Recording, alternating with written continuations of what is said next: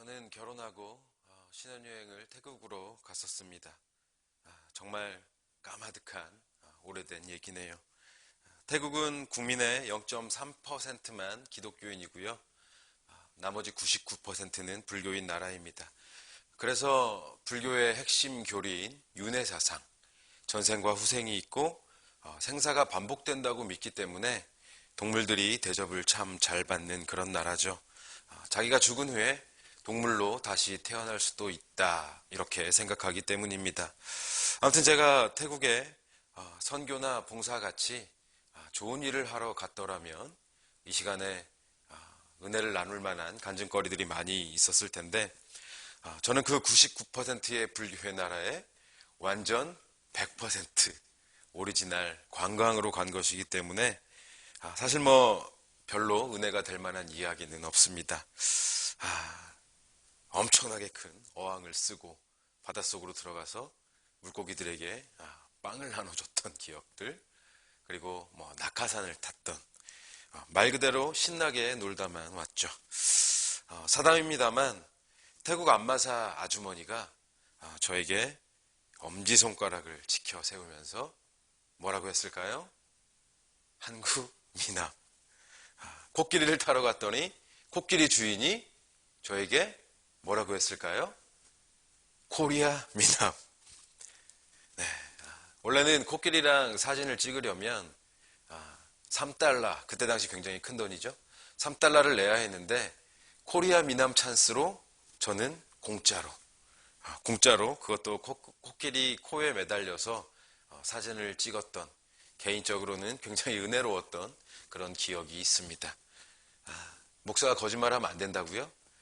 저희 아내가 증인이에요. 아무튼 이런 얘기를 하면요, 태국 가서 살아라, 태국에 선교사로 나가라, 이런 얘기들을 하는데, 저는 우리 한국에서 온맘교회 열심히 섬기며 그렇게 살 겁니다. 또 제 기억에 남는 것 중 하나는요, 태국의 유명한 원숭이 쇼였습니다. 원숭이들이 조련사의 명령에 따라서 그 손짓 하나하나에 반응을 하는데, 그게 굉장히 신기하게 보이더라고요. 어쩌면 저렇게 훈련이 잘 되어 있을까? 저게 훈련한다고 되는 일일까? 가이드분의 설명을 들어보니까요, 이 조련사들은 원숭이와 거의 24시간을 함께 지낸다고 합니다. 그래서 그런지 이 원숭이들이 조련사의 말을 너무나 잘 듣고 또 조련사를 참 좋아하는 것 같다라는 생각이 들었습니다. 그런데 쇼를 마치고 조련사가 이제 바나나를 들고 나와서 원숭이들에게 그것을 나누어 주는데, 이상한 것은 원숭이들의 태도가 갑자기 돌변하더라는 거예요. 방금 전까지 감탄하며 박수를 친 게 굉장히 민망해질 정도로 조련사가 바나나를 내미니까 이 원숭이들이 무슨 가로채기를 하듯이 그것을 탁 이렇게 낚아채가지고 잽싸게 저쪽으로 도망가는 거예요. 생각을 해보면요, 이 조련사가 매일매일 바나나를 줄 것이고 또 그걸 안 주려고 하는 것도 아니고, 그렇게 하지 않아도 저 바나나가 자기들께 된다는 것을 알 것도 같은데 빼앗듯이 가로채서 도망을 가더라는 말이죠. 왜 그런 것일까요? 그 바나나를 주지 않을까 봐서, 혹은 줬다가 다시 뺏을까 봐서 그런 게 아닐까요? 원숭이가 동물들 중에서 가장 영리한 동물들이잖아요. 그 중에서도 가장 영리한 애들을 뽑아다가 훈련을 시킨다는데 매일같이 자신들에게 바나나를 주는, 항상 가족같이 옆에서 돌봐주고 훈련시켜주고 밥을 주고, 그래도 그 조련사를 끝까지 신뢰하지 못하고 불신으로 반응하는 거였습니다. 그 바나나 하나를 주지 않을까 봐서. 이 원숭이들은요, 조련사가 자기들에게 어떤 존재인지, 또 자기들에게 무엇을 베풀어 주는 존재인지 깨닫지도 기억하지도 못하는 것 같았습니다. 물론 제가 동물 전문가가 아니기 때문에 다른 이유가 있는지는 모르겠어요. 하지만 제 눈에는 그렇게 보였습니다. 여러분, 제가 이 이야기를 하는 이유는요, 원숭이랑 빗대어 말하는 것 같아서 좀 죄송한 마음이 있지만 이해하고 들어주십시오. 저와 여러분을 바라보시는 하나님의 눈에는 우리가 어떻게 보일까? 조련사 앞에서 원숭이들과 하나님 앞에서의 우리의 모습과는 과연 어떤 차이가 있을까? 여러분, 우리의 삶이 지금껏 이어져 올 수 있었던 것은요, 명백하게도 지나온 모든 시간 동안에 우리를 지키시고 입히시고 먹이시고 보호하셨던 하나님의 은혜 때문이었습니다. 그 은혜 때문에 저와 여러분이 지금 이 자리에 있을 수 있습니다. 365일 24시간 1분 1초 단 한순간도 그냥 우리를 내버려 두지 않으셨던 그 은혜, 매일매일 신실하고 새롭게 회복되어졌던 그 은혜가 있었기 때문에 지금의 내가 있고 내 가족이 있고 내 삶이 있을 수 있는 겁니다. 여러분 믿으십니까? 그런데 문제는 뭐예요? 우리도 그 신실하신 은혜를 기억하지 못하고 깨닫지 못해서 하나님 앞에서 불신앙으로 반응할 때가 얼마나 많았냐는 겁니다. 하나님의 은혜가 아니면 숨 한 모금조차 내줄 수도 없고, 하나님의 은혜가 아니면 손가락 하나도 까딱할 수 없는 그런 존재들임에도 불구하고 하나님은 나에게 뭘 해주셨나? 과연 내 삶에 하나님의 은혜가 있었던가? 이런 원망과 불평을 늘어놓는 일에 우리가 훨씬 더 익숙하잖아요. 기도를 하면서도 안절부절 응답해 주실까 안 해주실까? 저걸 나에게 줄까 안 줄까? 의심과 불신의 자리에 설 때가 얼마나 많습니까? 이제껏 단 한순간도 우리에게 은혜 베푸시기를 단 한순간도 중단하지 않으셨던 하나님이신데, 그리고 지금 이 순간에도 신실하게 은혜 위에 은혜를 더하시는 하나님이신데 은혜가 없다고, 은혜 못 받았다고 깨닫지 못하는 겁니다. 까먹는 겁니다. 잊어버리는 겁니다. 저는 목사임에도 불구하고 지난날의 은혜를 깨닫지 못하고 기억하지 못하는, 그래서 하나님 앞에서 불신앙을 드러내며 살아왔던 제 모습과 조련사 앞에서 바나나를 안 줄까봐 낚아채서 도망가는 이 원숭이들의 모습에서 큰 차이점을 찾지 못했습니다. 여러분은 어떠신가요? 오늘 우리가 함께 보신 본문에서도 예수님은 말씀하십니다. 아직도 깨닫지 못하느냐? 아직도 기억하지 못하느냐? 이야기의 상황은 이렇습니다. 오늘 보면 바로 앞에 14장에서 예수님은 오병이어로 5,000명을 먹이시는 그런 위대한 기적을 보여주셨어요. 한 소년이 드린 물고기 2마리와 보리떡 5개로 5,000명이 먹고도 12광주리가 남은, 정말 사람의 생각으로는 도무지 이해할 수 없는 위대한 기적이 일어난 거죠. 그리고 오병이어 사건이 있으므로 며칠이 지나고 15장에 와서 이와 비슷하게 떡 7덩이로 4,000명을 먹이시는 역시나 굉장히 놀라운 기적을 보여주셨습니다. 여러분이 연속되는 이 엄청난 기적들을 가장 가까이에서 두 눈으로 보고 경험한 사람들이 누굽니까? 제자들이었죠. 제자들이었어요. 끼 있다가 다 되었는데 이 많은 사람들을 어떻게 먹이나 고민에 빠져있던 제자들 앞에서 예수님은 생각지도 못한, 아니 정말 생각할 수도 없는 그야말로 엄청난 은혜와 엄청난 기적을 베풀어 주신 거예요. 이런 엄청난 사건들을 며칠 사이에 제자들이 2번씩이나 경험을 하면서 제자들은 정말 깜짝 놀라기도 했을 거고요.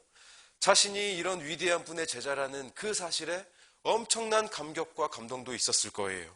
그리고 예수님이 어떤 분이신가에 대한 분명한 깨달음도 있었을 거란 말이죠. 그런데 이 위대한 기적을 경험하고 그 감격을 가진 지 불과 며칠 후에, 한 달도 아니고 1년도 아니고 불과 며칠 후에 이 제자들이 지금 뭘 하고 있느냐면요, 먹을 것 때문에 지들끼리 싸우고 있는 거예요. 우리말 성경에는 논의하다 이렇게 기록이 되어 있지만요, 헬라어 원어적인 의미로는 다투다, 분쟁하다 이렇게 해석하는 것이 더 잘 맞아요. 예수님과 12명의 제자들이 배를 타고 가는데 끼니 때가 되어서 배는 고픈데 먹을 것이 없는 거예요. 그러다 자기들끼리 왜 도시락을 준비하지 않았냐? 유다야, 네가 회개니까 네가 준비를 했어야지. 그러자 유다가 회개가 무슨 죄인이냐? 만만한 게 회개냐? 야, 총무 누구야? 뭐 이런 식으로 싸웠을 거란 말이죠.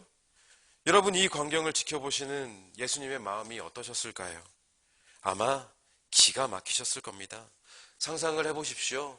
불과 며칠 전에 연속해서 5,000명과 4,000명을 먹이시는 그 엄청난 기적을 보여주신 하나님의 아들이, 그 하나님의 아들이 지금 바로 자기들 눈앞에 계시는데, 그 위대한 기적의 현장을 자신들의 눈으로 보고 직접 경험했음에도 불구하고 고작 13명의 한 끼니가 걱정돼서 자기들끼리 다투더란 말이에요.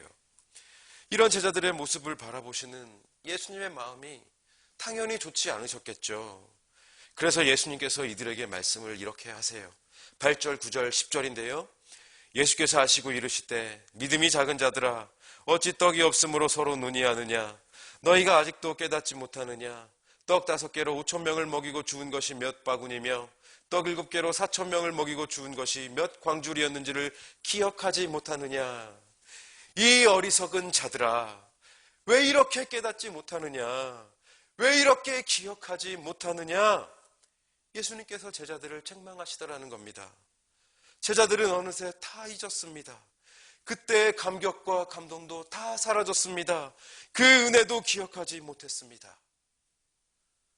여러분, 제자들의 이러한 증상이요, 영적인 망각 증상. 영적인 망각 증상. 봤어도 깨닫지 못하고 경험했어도 기억하지 못하는 이 영적인 망각 증상이 불신앙으로 이어지고 있는 거거든요.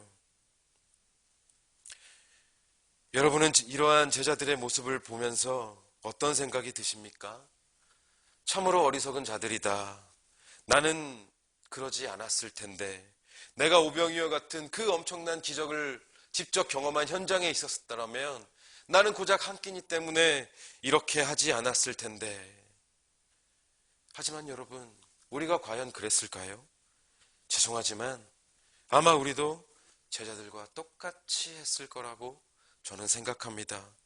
우리에게도 지난 모든 날 동안에 지키시고 입히시고 먹이시고 보호하셨던 하나님의 그 은혜가 있었습니다. 시마다 때마다 우리의 빈손을 채워주셨던 하나님의 그 신실하신 은혜와 세심하신 배려와 자비로운 손길을 경험하며 우리가 이제껏 살아왔습니다. 맞습니까? 맞아요. 의심하지 마세요.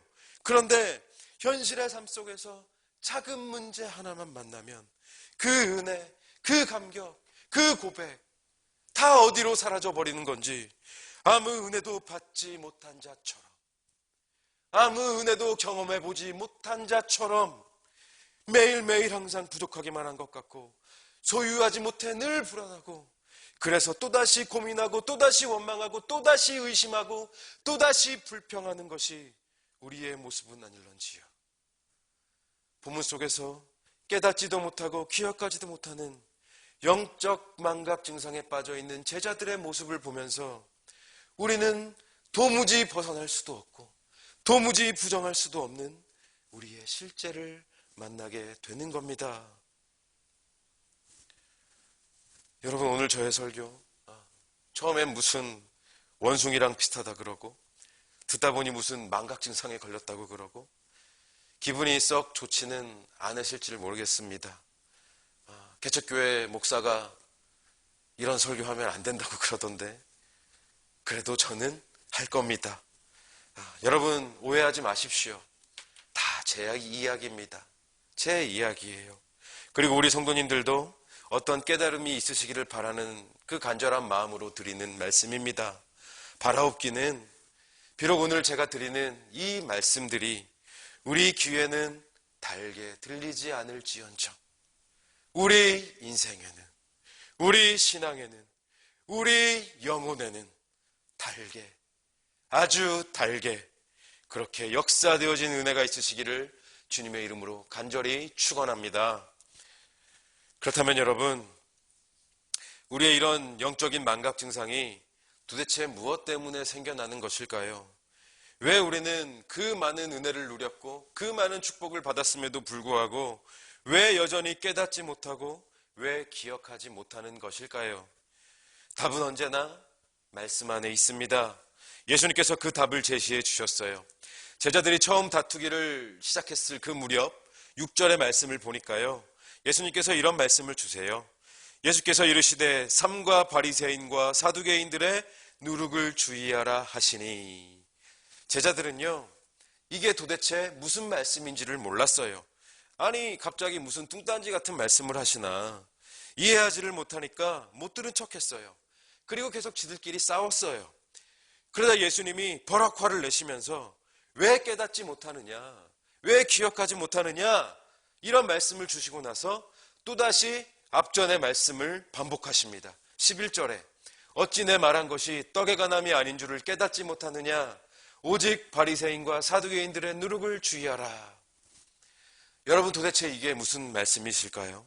예수님께서 지금 뜬금없이 말씀하신 이 누룩이라고 하는 것, 이것은요 여러분 잘 아시겠지만 빵의 재료로 쓰이는 거예요. 그런데 희한한 기능이 있죠. 요즘에 무슨 뻥튀기나 중국식 호떡처럼 불에 구우면 크기와 부피가 엄청나게 커지는 성질이 있는 게 이 누룩 아닙니까? 그리고 예수님께서 조심하라고 말씀하신 이 바리새인과 사두개인들은요 이스라엘의 정치적, 종교적 기득권 집단이었어요. 그리고 예수님을 극렬하게 배척하는 사람들이었습니다.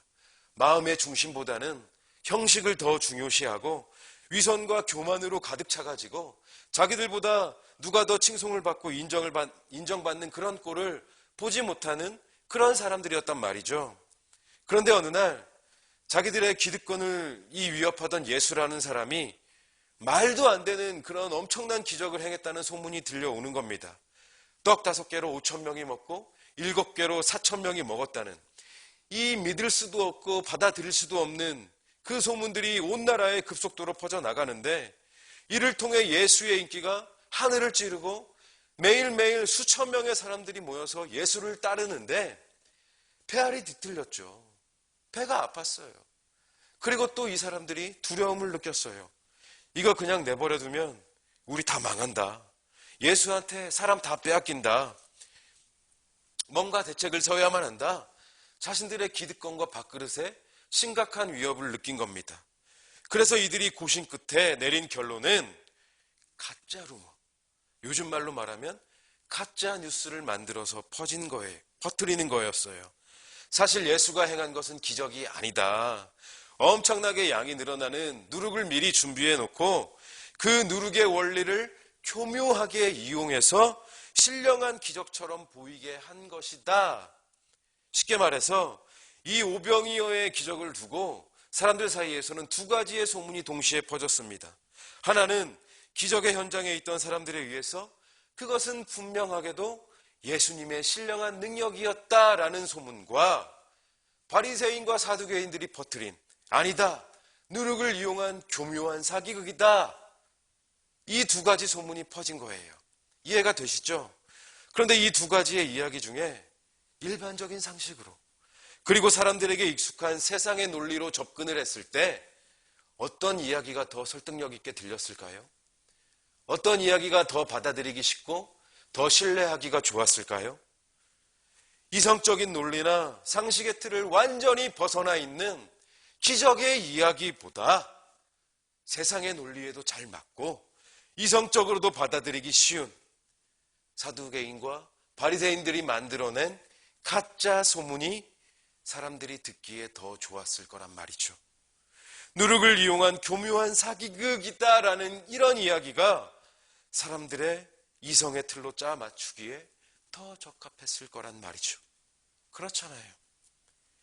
그러더니 어느새 예수님의 이 위대한 기적은 교묘한 사기극이 되어버렸고 바리새인이 만들어낸 이 가짜 소문이 팩트가 되어버리는, 거짓이 진실이 되어버리는 일이 일어났더라는 겁니다. 여러분 참 무서운 이야기 아닙니까? 이 제자들처럼 바로 눈앞에서 보았어도, 그 현장에서 직접 경험했어도 불과 며칠 만에 기억하지 못하고 깨닫지 못하는 마당에 그런 소문이 들려오면 그냥 넘어가는 거예요. 의심하게 되고 믿지 못하게 되는 거예요. 여러분 바로 이겁니다. 예수님께서 바리새인과 사두개인들의 누룩을 주의하라 라고 말씀하신 것은 너희들의 이성과 생각을 지배하고 있는 그 세상의 논리, 너희의 눈을 가리고 너희의 믿음을 막아서고 영적인 망각 증상을 일으키게 하는 그 세상의 논리, 그 세상의 거짓 가르침들을 경계해라. 이 말씀이었던 거거든요. 그렇습니다, 여러분. 우리가 지난 모든 시간 동안에 끊임없이 우리에게 공급해 주셨던, 우리를 지키시고 먹이시고 입히시고 보호하셨던 하나님의 은혜가 우리 가운데 항상 늘 언제나 있었음에도 불구하고 그것을 깨닫지 못하고 기억하지 못하는 것은 하나님의 가르침이 아닌 세상의 논리가 우리의 삶을 지배하고 있기 때문입니다. 우리가 믿음의 사람들이라고 그렇게 이야기를 하지만 우리의 악한 이성은 여전히 세상의 가르침을 더 좋아하고 여전히 세상의 가르침을 더 신뢰하기 때문입니다. 그래서 뭔가가 잘 되면 하나님의 은혜가 아니라 내가 이루어낸 업적이라고 자랑합니다. 반대로 뭔가 잘 안 되면 은혜가 없다고, 은혜를 받아보지 못한 자처럼, 한 번도 은혜를 경험해보지 못한 자처럼 원망하고 의심합니다. 이것이 바로 제자들의 문제였고 오늘날 저의 문제고 오늘날 우리 모두의 문제인 것입니다. 여러분, 예를 몇 가지 들어볼까요? 세상의 논리는요, 돈이 없으면 이 세상 못 살아갈 것처럼 이야기를 합니다. 그런데 예수님의 논리는 뭡니까? 무엇을 먹을까, 무엇을 마실까, 무엇을 입을까 염려하지 말라. 공중의 새를 보라. 심지도 않고 거두지도 않고 모아들이지도 않지만 너희 하늘 아버지께서 먹이시고 기르시지 않느냐. 완전히 반대되는 논리를 말씀하세요. 그런데 우리는요, 예수님의 이 말씀을 다 아멘으로 받아요. 그런데 아멘하고 뒤돌아서면 어때요? 그놈의 돈 걱정, 또 돈 걱정, 매일매일 돈 걱정, 없으면 없는 대로 입을 거 마실 거 걱정하고, 있으면 있는 대로 입을 거 마실 거 걱정하고, 있으나 없으나 걱정하고 근심하는 건 똑같아요. 왜 그렇습니까? 삶 전체가 온통 세상의 논리에 지배당하고 있으니까 돈이 있어도 부족하고 돈이 없어도 부족하고 늘 그렇게 그 안에만 갇혀 사는 거예요. 너희 하늘 아버지께서 먹이시고 기르시지 않느냐? 이건 우리에게 삶의 능력이 아니라 그저 우리의 머릿속에만 머물러 있는 관념적인 신앙일 뿐이에요.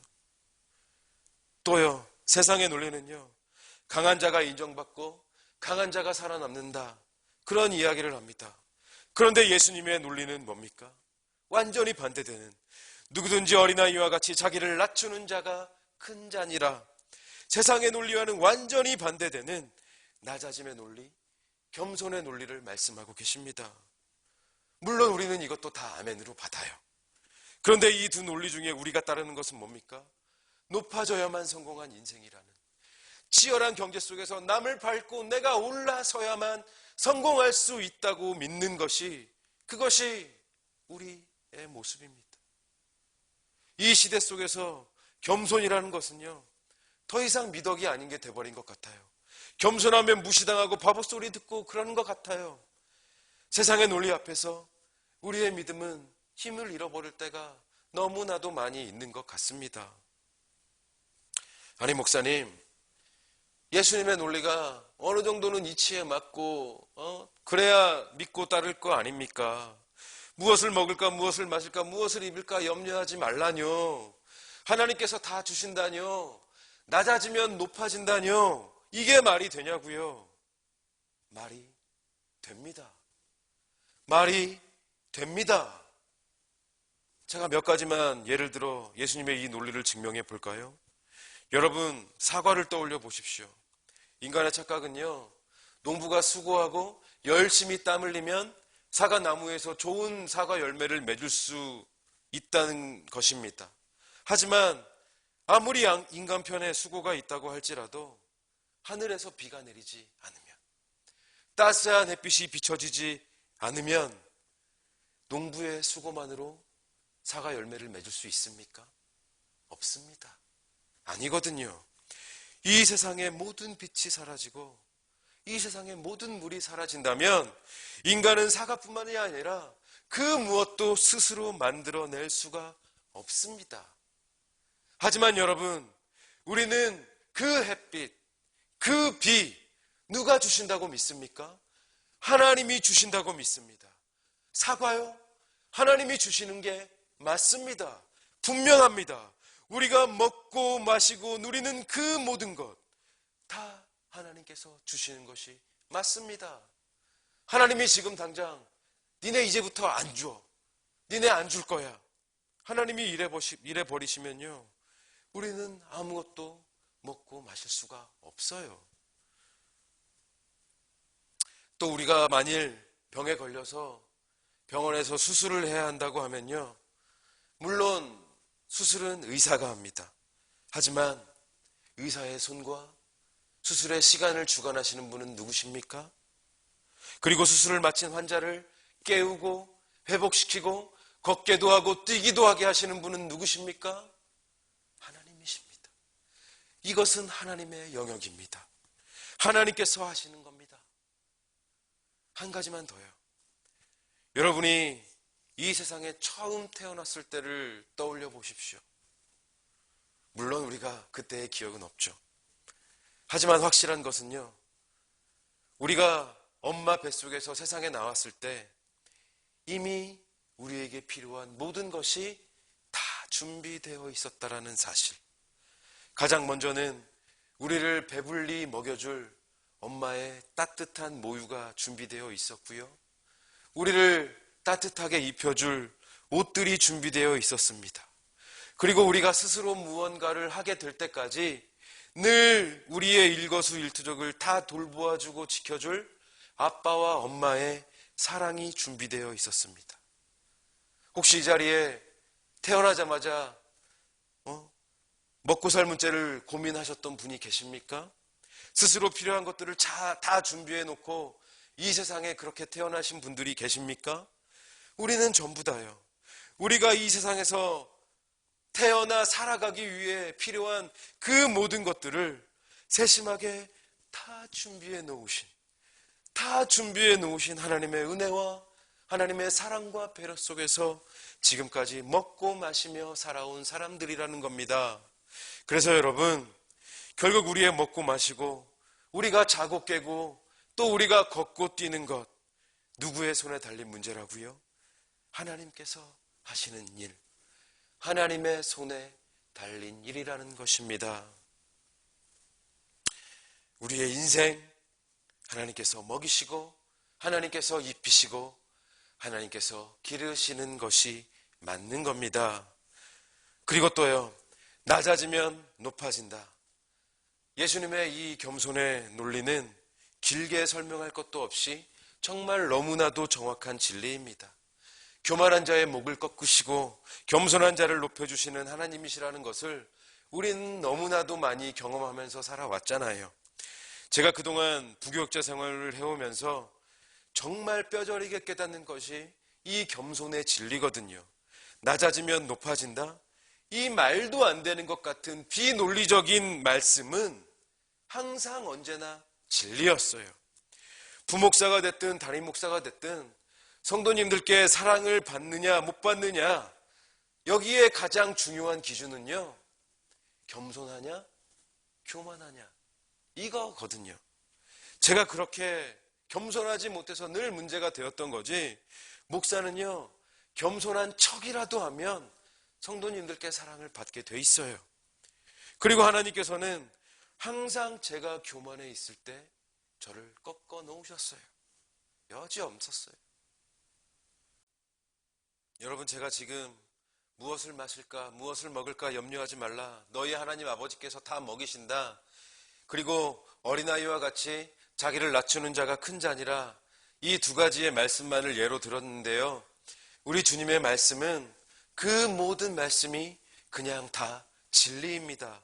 단 한 가닥의 불확실성과 단 한 톨의 의심의 여지가 없는 그냥 진리입니다.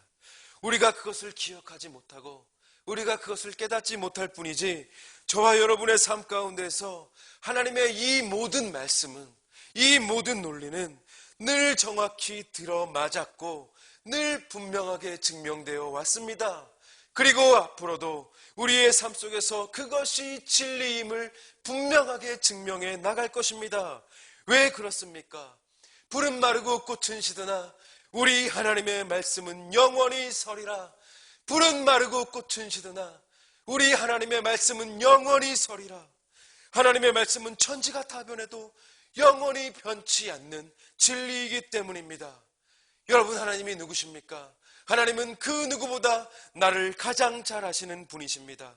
하나님은 누구십니까? 그 누구보다 나를 가장 잘 이해하시는 분이십니다.